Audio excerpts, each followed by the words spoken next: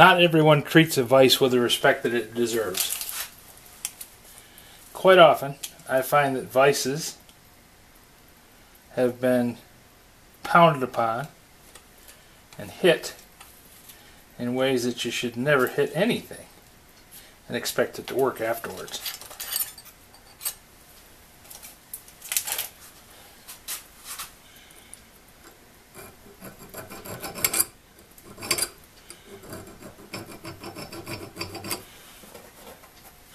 The end thread is always the most fragile because there's very little support on it.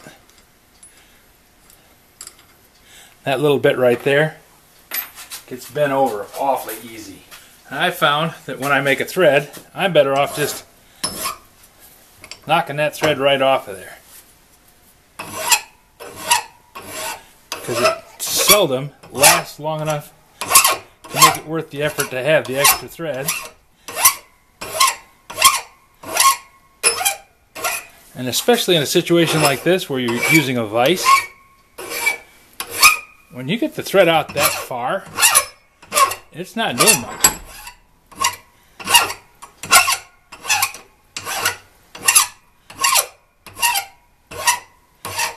When the vise is closed, that thread sticks out past the end of the casting. And now we spin on there just like we're supposed to.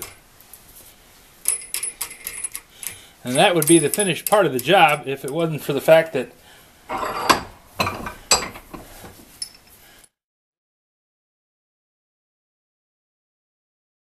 this part of the thread, from that drill mark right there where I drilled out the set, out to about here, that's the area that's exposed when the vise jaws are closed. So this tends to get beat up. Things push down through the vise jaws and somebody has closed the vise and then pounded on the thread, using that as a backstop for whatever they were hitting on.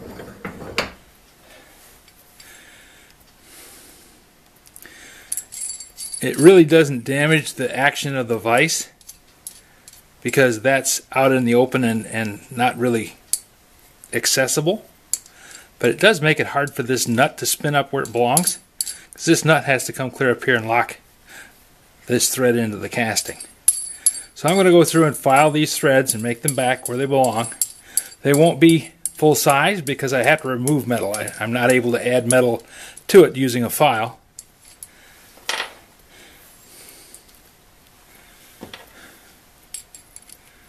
And I'm going to use the nut as a gauge. I can see there's a ding spot there too. Somebody really smacked this thing when it was wide open. That's about as far as it can go.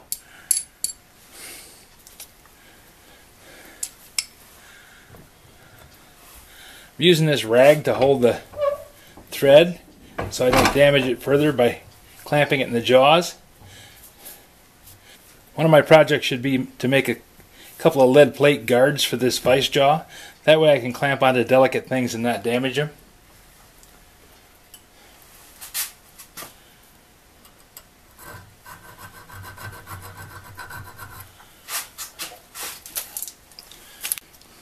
This is a safe edge file.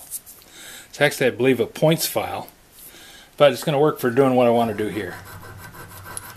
That way I can file away this damaged section of thread.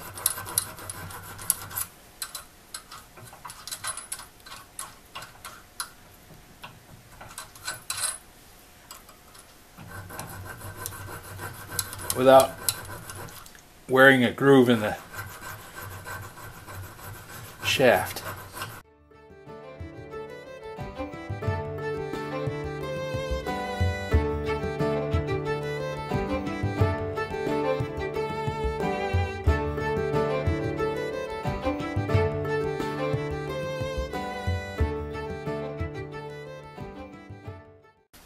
That's a diamond shaped file. Lets me get in and cut with the edge just a little bit to take down that spot that was sticking up.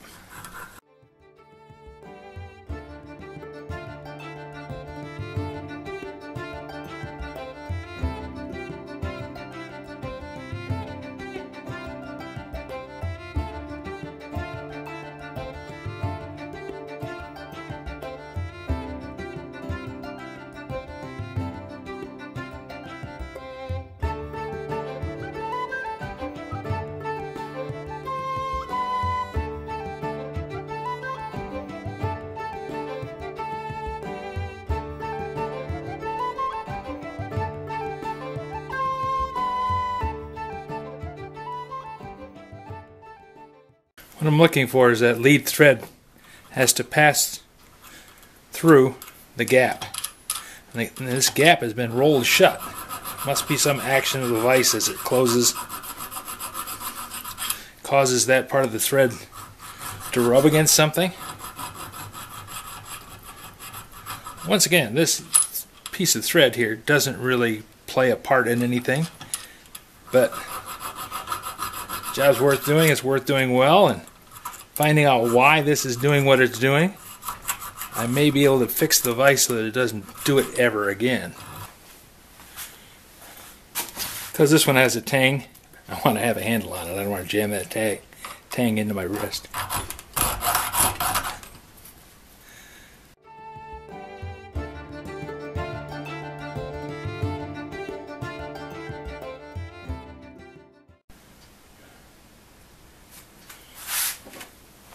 Change the battery and we're back at it.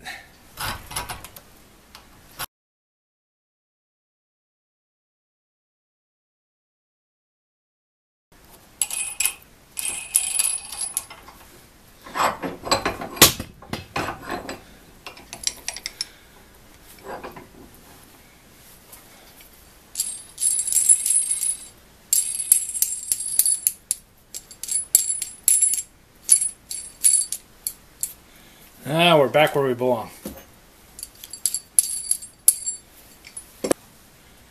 Now I have to smooth off this base.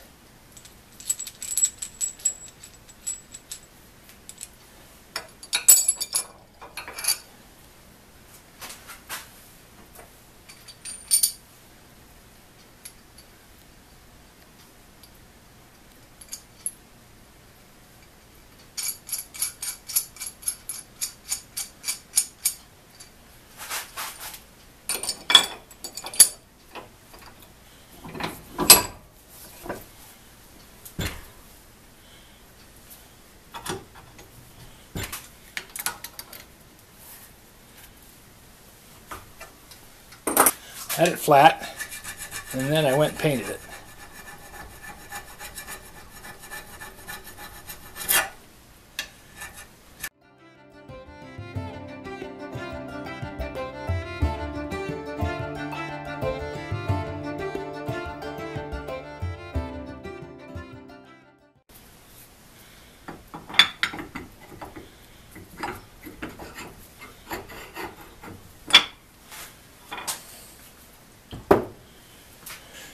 I think I'm ready for assembly.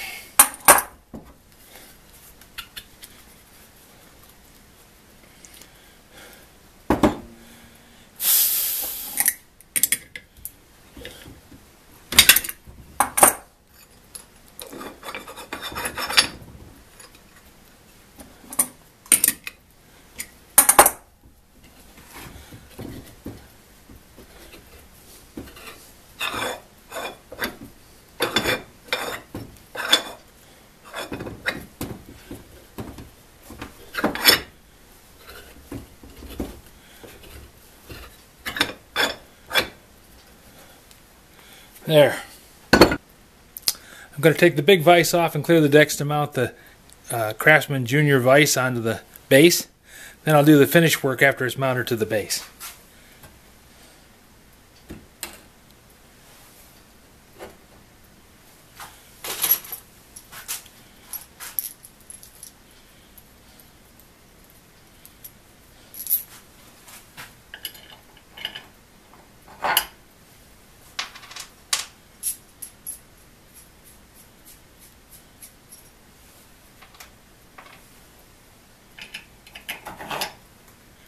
One carriage bolt in each hole.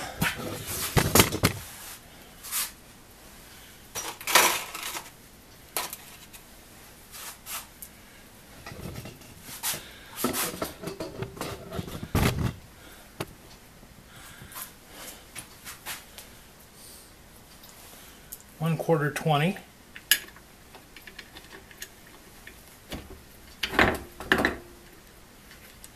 Bolt in that hole.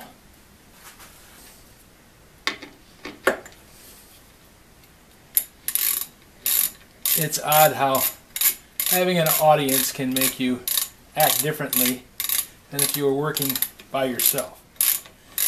Even a potential audience like you guys on the internet can make me cry and rush when really you won't see this for a week. And if I don't have it ready in a week's time, you'll just wait until I do. So there's no rush. It's only a situation in my own mind that makes me think that I need to rush. When in reality, what I need to do is slow down and do a good job. All I really have to do is tighten these bolts down.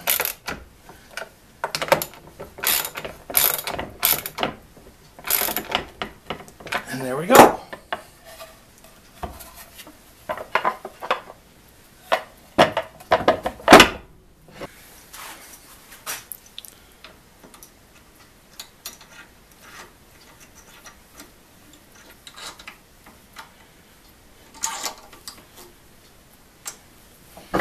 Now the vise can't rotate. Slip. Slide the lock nut on.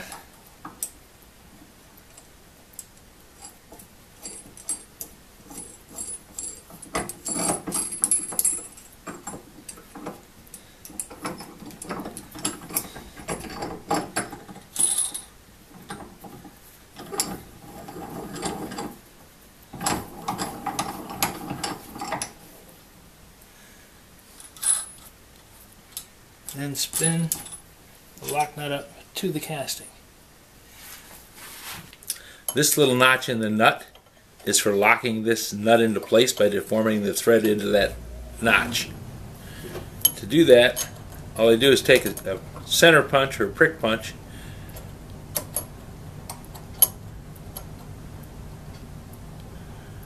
and deform that thread into that notch.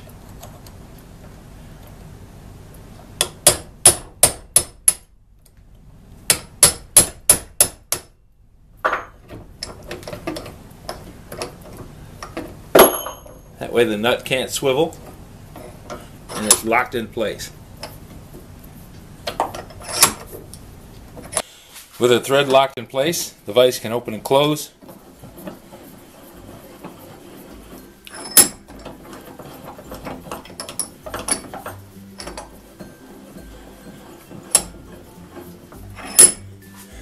Cody, thanks for the inspiration to install this vise on my bench. I got lucky, I found it at an antique store, but it was the thought of your vise clamped into the woodworking vise that made me think of putting it on here, so I appreciate the inspiration. It's only a 3-inch Craftsman Junior. The jobs that I do down here in the basement don't require a lot of holding strength, just minor filing and sawing off the occasional bolt. And I still have the monster over there in case I need to really whack on something. And then there's the big vise out in the garage and the blacksmith vise back in the blacksmith shop. So I'm pretty well set. I'll be able to come down here on these cold winter nights, do the job that I need to have done, and carry on. Now, if any of you guys have any ideas or suggestions for new videos or a question that you'd like answered, just drop a note in the comments below. You know I read them all. Thanks for watching.